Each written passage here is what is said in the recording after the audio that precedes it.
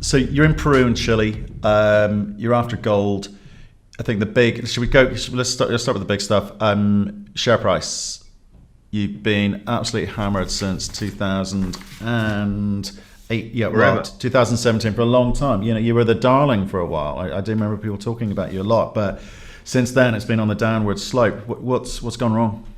Well, I think, once you become a mine development company, people's expectations change. I've had a lot of people ask me the same question, and I'd say to people, well, look, if you're looking for the quick 10, 15, 20% increment in share price because of drill holes or drill results or exploration results, that's not us. We're actually in the process of getting a project ready to turn into a mine. This happened, to a certain extent, this happened to us back in 2009 when we started Rio2. It took a lot of time to get traction in the market for people to understand and believe the story. And then once we did, everything took off from there. So, Rio2 started as a $12 million company when we acquired La Arena, and on the takeout with Tahoe Resources, we were $1.2 billion. So we did create value, we can create value, and we will create value in this company. Okay, so yeah, I have seen the track record. It's pretty impressive. Those are big numbers, but that's history. We've got to talk about today. What did you start off thinking you were going to build? What was the business plan day one? Okay, so what we did was when we acquired this asset, it had a pre-feasibility study, which was put together in 2014. Typical junior company pre-feasibility study, big project, big CAPEX, big MPV, everything big. Why? Because they were never going to build it, and they were looking to flip it, and it never happened. So we looked at the asset and we said, well, there's some analogies here between what we've seen at both La Reina and Shahuindo, which we both operated and built here in Peru. And we said, look, the way we started those two projects was to start small and incrementally build up.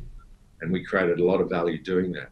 So going from a $400 million CAPEX in the original pre-feasibility study done in 2014 to our CAPEX today, which is about $110, $115 million, is a big change.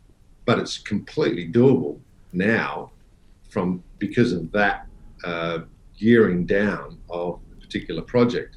So with La Reina and Shahuindo, we geared down right at the beginning. We had some, we had the opportunity to build some pretty reasonable sized projects, which they eventually got to, but we started small, and we're going to do exactly the same. So let me understand the timeline here. So 2014, it was another management team had done this PFS. Yeah, let me give you a quick view of the Please. story.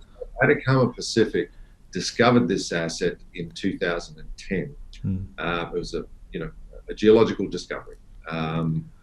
Albrecht Schneider and Carl Hansen, who were the two principals of Atacama Pacific, they drilled this thing out, and lo and behold, bang! They hit pay dirt and cobbled together a reasonable sized resource. And the problem they had was because they were exploration geologists, they just didn't have the ability to then take it that step further. And that's part of the issue with the market these days, is that a lot of companies out there with some good geologists, but at some point they need to step aside and let a mine development team come in and take the project and the company forward after they've done with it, because there's too many disasters of people that just don't know what they're doing in this industry. So in our case, we identified this opportunity.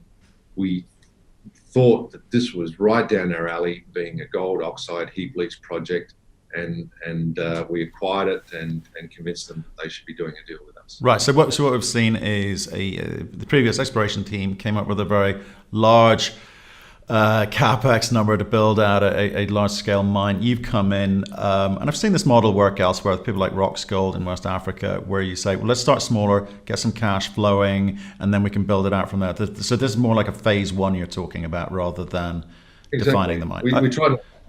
We try not to call it a starter project or anything, but essentially it is. I mean, it's a starter view of the project. And I think that's what's not translated through to the market, is the market's gone, oh shit, you've got 5 million ounces of gold here, but you're going to build this really tiny project. Why are you doing that? And so once again, typically a junior company would drill this thing, keep drilling it. We've got 1.4 million ounces of inferred resources here that we could pull a drill rig up to tomorrow, start drilling and convert most of that to indicated. But why would we do that? We've already got 5 million ounces of M&I before we even get to that point. So we're all about building mines, and that will translate to value down the track. Okay, but it's one thing saying the market doesn't understand, but the reality is that's your fault. You haven't explained it properly. And that's why I ask management teams, what is your business plan? Now, you have, in 2 or 3 minutes, told me everything I need to know about what your business plan, I think. And I buy it. Let's get into early cash. When I say the market, we started off with a reasonable valuation when we did the Atacama transaction. We then ran into this bad market. We raised about $7 million back in February of 2019. We had to put money together because we had to advance the project. So that was done very cheaply. Not, what can we do? I mean, you've got to go with the market. The market says you're worth 30 cents at the time, whatever it was, and we took the money.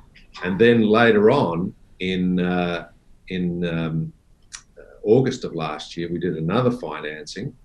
This time it was a $25 million financing. That financing was led by Eric Sprott. And a whole bunch of people came into that financing with Eric. When I say a whole bunch of people that I don't even know, I mean, they're mainly retail followers of him. And so they're the people that don't understand what they're getting into. I mean, they follow Eric, and Eric typically gets into stories that are exploration stories, putting out, drill holes and things like that. We're not one of those. Okay. He bought us because he could see us as being a little bit different to those other stories that he's been into. So the crowd that follows him watches that and goes, well, where's all the juice here? Where's all the sexiness here? Okay. And all the sexiness happened back when this thing was discovered. Now we're going to build it. As you probably know, in the life cycle of a development company, this is the quiet time, because here we go leading ourselves into the construction phase of the project.